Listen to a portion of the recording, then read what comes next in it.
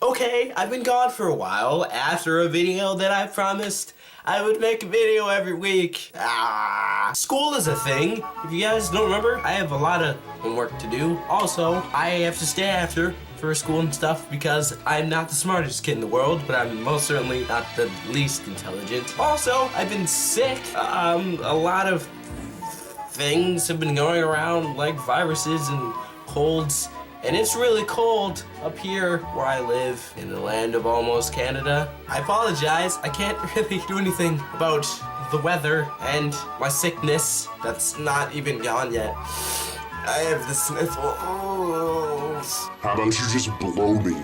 Guys, I've been going through a lot right now. I have an empty tissue box making sexual innuendos. Oh, so you don't talk about me? Am I not one of your problems anymore? Do you not love me? You've played me for hours and hours and hours, but everything we've done, it's all a lie. Also, Grand Theft Auto 5, I forgot to mention Grand Theft. Did I mention Grand Theft? I didn't mention Grand Theft Auto 5. I also got this new chair. Yay! Can I spin 360 thing? Yay! There was a point to this video. There really was. Oh, that's right. YouTube survey 2013. I didn't get tagged, but I needed something to get me back into YouTube after my hiatus for a couple, a month, just one, I think. Couple weeks, something like that. So YouTube survey 2013, which was started by Nariman or Alex Day. If you haven't seen him or his videos, he's pretty amazing.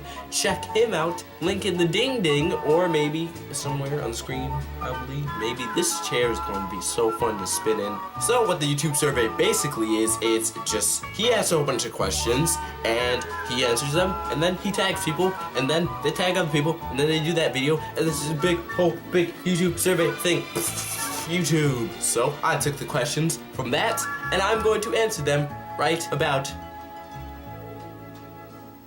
now. Number 1, what is your biggest fear? I honestly don't have a lot, but there are a small, select few that I do have. But today I'm just gonna say 2, just because of time and stuff. One of them, which is like my public fear, is that one day we'll realize that everything I've ever done has no meaning, and everything that I've known in my life is a lie. Like I'm in some alternate universe where everything that I have done, things, everything that I've done does not happen anymore. It has no relevance anymore. My second most serious fear, I need to work on words. My second more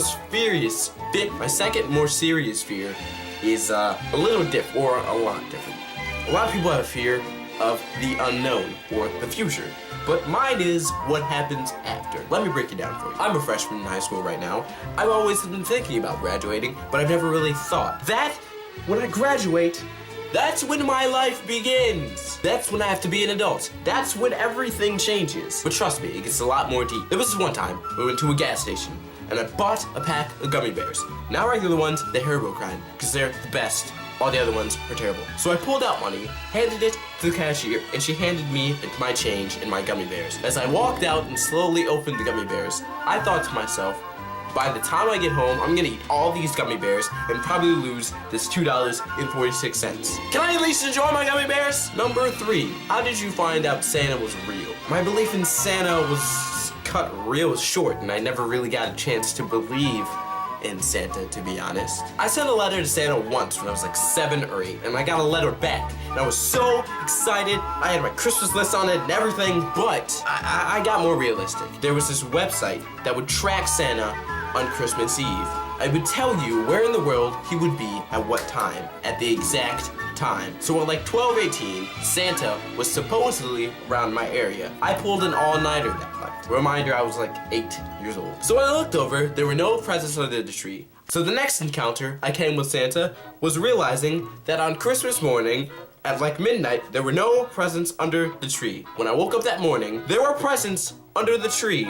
I was so confused. I read this thing, it's like, Santa, he's here! No presents! Ha! So I put 2 and 2 together and realized that my mom was one with the presents, because what I noticed was that on Christmas Eve and on Christmas Day sometimes, my mom's door was always locked during Christmas Eve. She never opened it. So I eventually saw that there was wrapping paper and stuff in her closet and the attic. Does she even know that I know that? If you're watching this, Mom.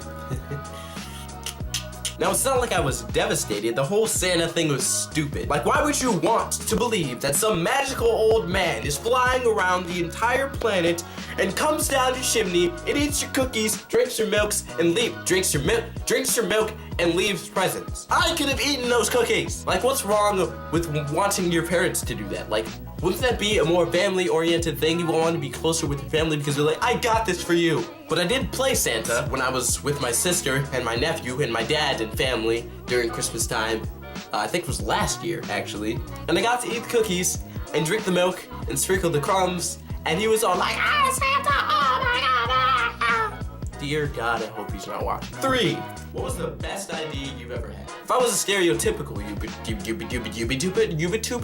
YouTuber, I would say making this channel. Even though it was a good idea, and it still is, it wasn't and won't be my best. In my recent memory, I can't think of one that was. Number 4, most embarrassing thing your parents have ever done. To be honest, my parents don't do embarrassing things like a lot of people have their parents do. And finally, number 5, you were only allowed to pick one career your entire life. What would it be? So I would say something like my dream job of being a journalist, but this doesn't limit what job you could pick. I would like to be the lifetime owner of the Buffalo Bills or President of the United States of America. Like, you can do anything. President for life. You have no limits. I would make bacon and pizza a national food, and you would have to eat it once every week. Obesity may be a problem.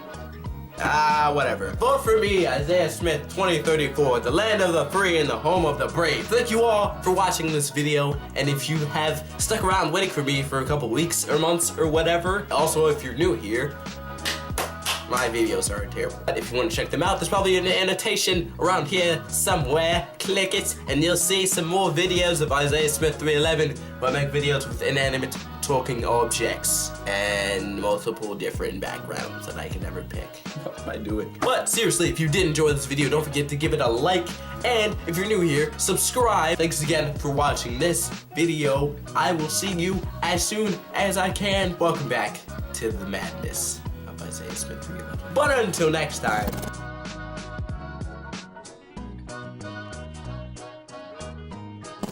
End transmission.